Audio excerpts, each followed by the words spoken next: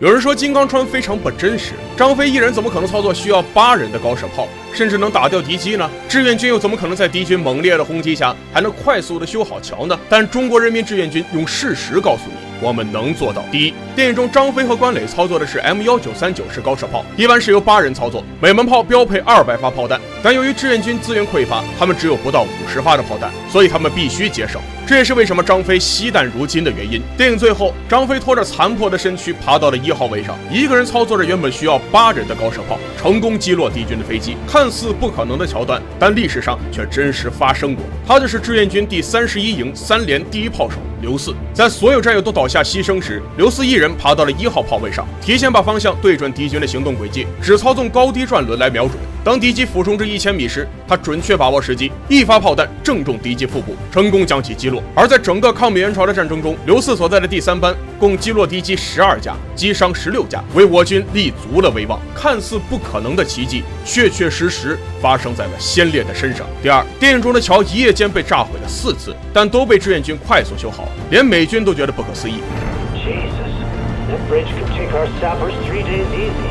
其实修桥故事的原型是英雄张振志，他带领工兵连用时7天7夜架起了一座37米长的盐里桥，但美军为了阻挡我军前进的步伐，向这一带投下数千枚炸弹，将桥炸出好几个缺口。为了能让大部队顺利抵达前线，张振志率领全连顶着炮火作业，7次修复了敌人炸毁的桥梁。在敌人猛烈的炮火中，战士们用血肉之躯构筑起了屹立不倒的钢铁桥梁，为战争做出了巨大贡献。据统计，为了炸毁这座桥，敌军共投放炮弹1000枚左右，炮弹超过2500枚，但最终都没能够炸毁盐里桥。历史远比电影更加壮烈，是战士们用鲜血与血肉筑起了真正的钢铁桥梁，保护后人不再受到战争的炮火。我们永远不会忘记70年前在异国的土地上英勇奋战的伟大先辈们，正是因为有他们，我们才有了衣食富足的今天。有些战士的名字或许无人知晓，但他们的英勇功绩将永世长存。电影《金刚川》中的这些细节，你都发现了吗？第一，吴京饰演的角色叫关磊，张译饰演的角色叫张飞，李九霄饰演的角色叫刘浩。这3个角色的名字和演义中的刘关张一样，象征着所有志愿军战士如同兄弟，团结一心，共同抵御着强敌。即使他们彼此间从未见过，却依然有着同样的报国之心。但战场上就是这样，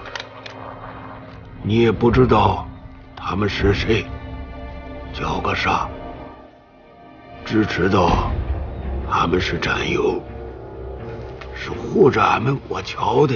第二，电影中夹杂着各种方言，比如来自江西的邓超说着南昌话，北京人吴京说着北京腔，四川的李九霄说着凉山方言。有人问导演，为什么要搞这么一出方言大杂烩呢？其实这也是为了还原历史，当时的志愿军们都是来自五湖四海，却为了同一个目标汇聚到了一起，共同守卫着背后的祖国。这里还有一个细节，负责通讯的女话务员也是四川的，和刘浩是老乡。那个是团部新派过来的话务员，听说是四川的，连他老乡。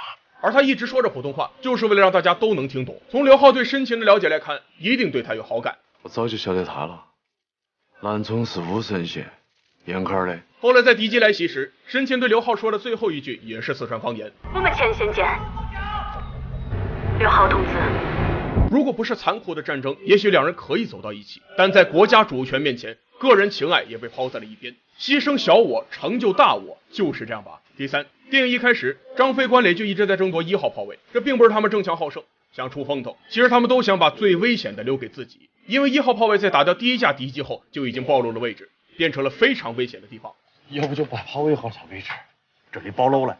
所以在关磊执意要留在1号位时，节省的张飞毫不犹豫的答应给关磊10个炮弹。要不把你炮弹用我10发，也算你心疼我。